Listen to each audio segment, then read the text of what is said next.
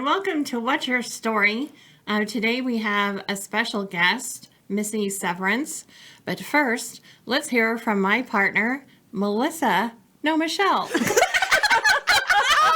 Oh, Lord, there's too many M names. That's okay. We're going to rename the show to Missy's and a Michelle. So, hello.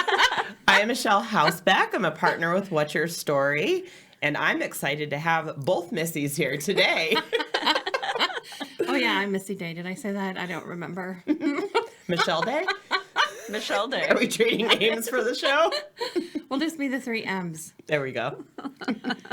So welcome to What's Your Story, Missy, Melissa. She's in between names at the moment. I'm picking a name. It's Missy. Thank you for having me. I'm excited. Me too. So before we start, Michelle, Oh my goodness. this is going to be fun. Just call me M. Blooper reels. Yes. Yeah, so M. I know what that means. Yes. MH. So we have kind of like a special announcement to make, don't we? Which one is that? Because I feel like there's two. Our latest keynote or the other one? The other one. About me? Yes. Oh. So, okay, I'll announce it. I am super excited to announce that we have our first official sponsor, which is Houseback brand, coming in at the story partner level. Yay! So it's that time. We're starting to get sponsors and set up the event, and well, the event's set up, but we actually have to start moving on it because it's October. But I am super excited to support my favorite event ever. We're so excited to have you as a story partner, and a story partner gets a lot of stuff that they have with their brand and everything. So thank you very much for doing that. You're welcome. And thank you for supporting What's Your Story forever. And so our next announcement is we have added another keynote to What's Your Story, and it's Connor Fields. And if you don't know Connor, I would be surprised, but he has won the gold medal for BMX, and he also had a accident at the Tokyo Olympics where he actually died on the track, coded twice. And so he has an amazing story, and so he's going to be our third keynote edition. So yay Woo-hoo! for us. We're so excited. Super excited. And then, so we have another speaker that is new to the party, and that is Missy Severance. And she has lots of amazing stories. So how do you feel about being on the stage for What's Your Story? I am actually very excited about it. I've known for probably about 8 or 9 years that I needed to be up on a stage, and when I first felt that, I thought, yeah, you're crazy. I can't do this. And so I'm very thankful to have this opportunity. I really am, because I really want people to know how much they're loved, and that the things that they go through in life, they're really hard, but we're all in this together. And so if we can share that, it's just amazing. So you were at What's Your Story for the first time last year. yes. So what was your takeaway from attending the event? My takeaway was the importance of sharing your story. It is so connecting to people to help us to not be alone in our stories. And I feel like a lot of the times everybody goes through something hard, but I feel a lot of the times if we have just some type of awareness that we're not alone, we're not the only one that's been through that, and that others have gone through it and seen the other side, that we can also overcome these things, we don't feel so alone. So yeah, I was blown away by it. It's an amazing weekend. And so I signed up right away. I was your first person to buy a ticket. You were our first ticket. I was like, I am not missing out on this again. So it was amazing. I'm excited for it. And at What's Your Story, at the lunch table, you had asked a question about my speaker training class. Mm-hmm. And so she was like the first one to sign up for speaker training after What's Your Story. So that process is kind of like, so I'm not going to share your story, but when you shared your story at the class, I was like in shock and awe. And then I shared with Michelle, and that's when we were like, oh, she needs to be on the main stage. Yes, she does. Yeah, I know that's where I need to be in my life. Just when you said that, I was like, okay, it's happening now. It is. And I'm up for it. I'm up for it. But yeah, you guys have some work to do. Just kidding. So we don't want to share your story, but is there, and I know you have many, and you're still working through which part you're going to share. Is there any kind of teaser or theme that you've kind of thought of working through your story? Yes, there's a couple, but I will select just one for today. I want you two to think of the last time that you felt seen, and the last time that you felt that you were loved and important. And I think a lot of times that we go through life and we don't, like I've said before, everybody goes through trials, everybody goes through hard things, and I want people to know how important they are, their divine identity, and that they're loved. I have this thing where I tell people I love them all the time, and not a lot of people get to hear that. And then there's also someone else who loves them no matter what. No matter what they do, they will always love them. And I can't wait to share about who that special person is. So that's what I'm excited for. I can't wait to hear it on the main stage. Yeah. How does your family or your husband feel about you getting up there for the first time?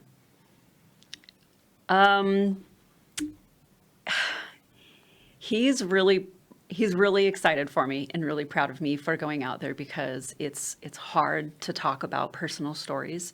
I've been through some things that are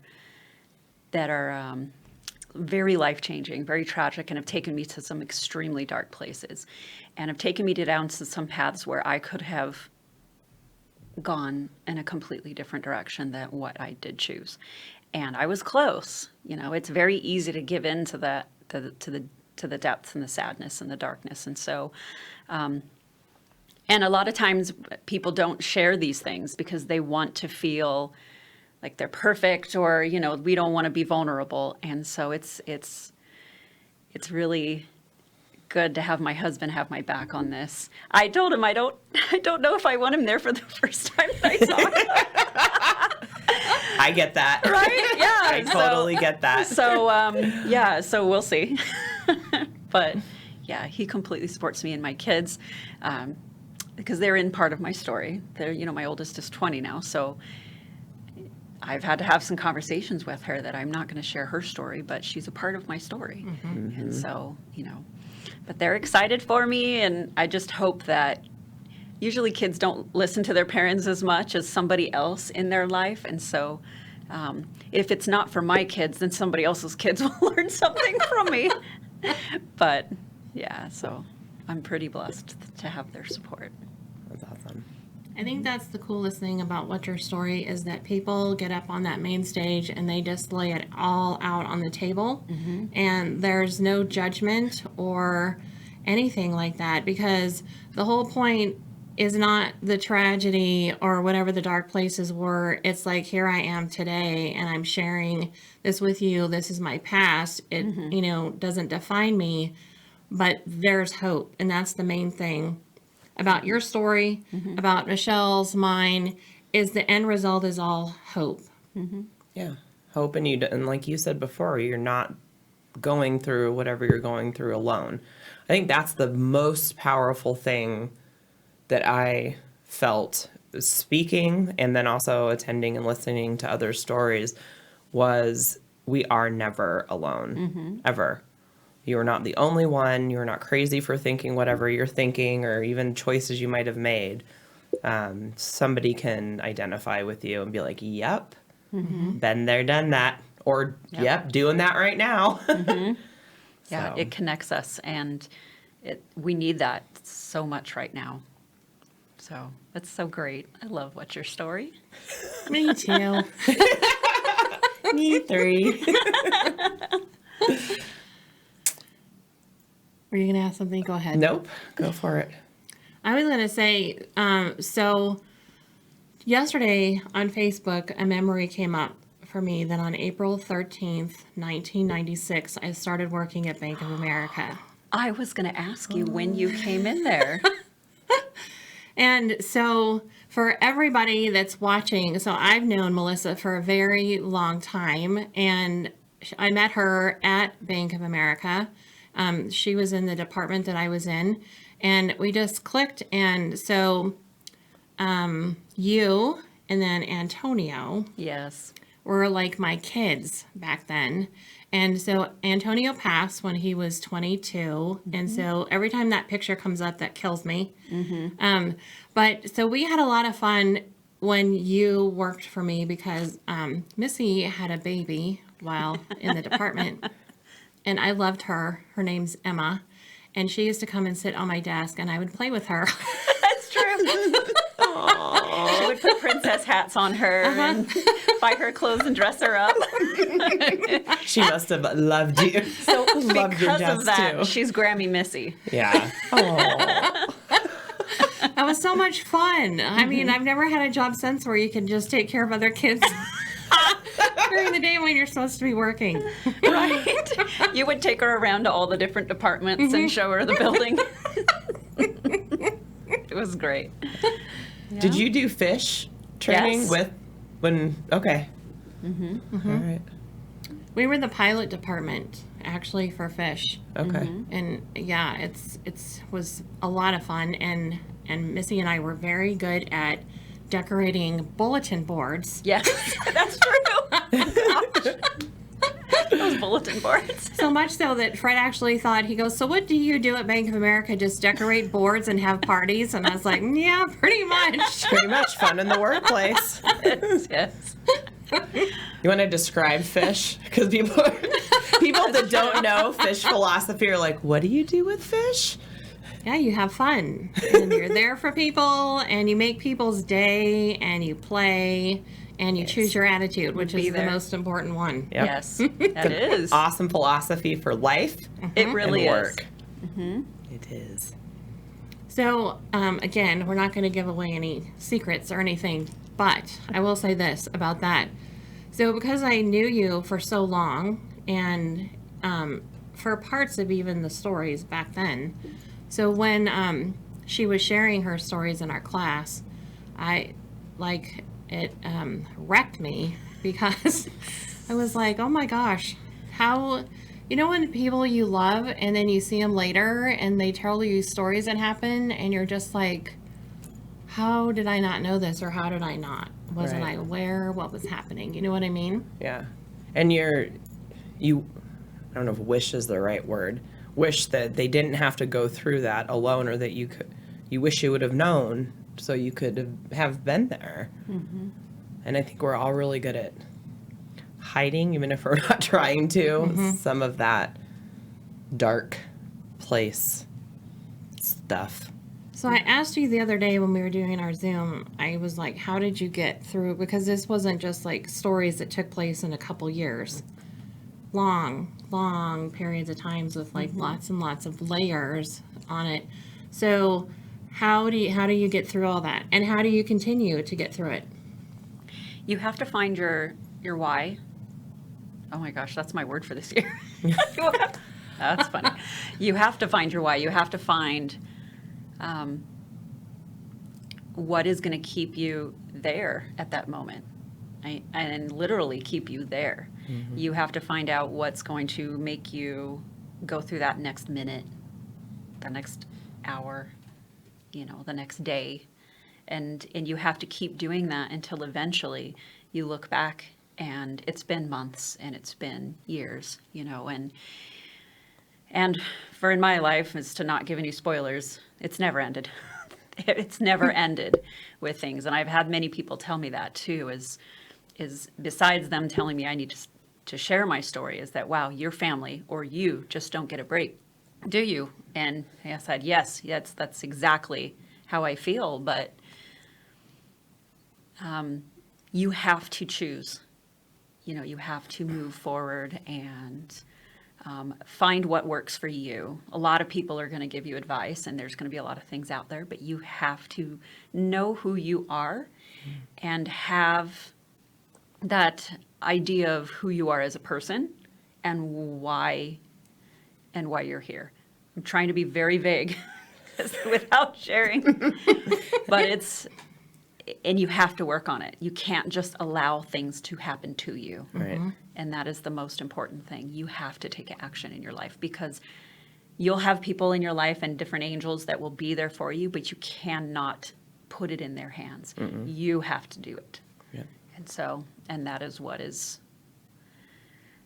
it's the only way to be, because if you allow life to just happen, you probably don't want to see where it ends up, Yeah, I love what you said. You have a choice. That's pretty much the theme through all my stories is you can't control what happens to you sometimes. Sometimes you make choices that put you in a situation, but you always have a choice. That is the one thing you can control on what you want to do next, how you want to change things.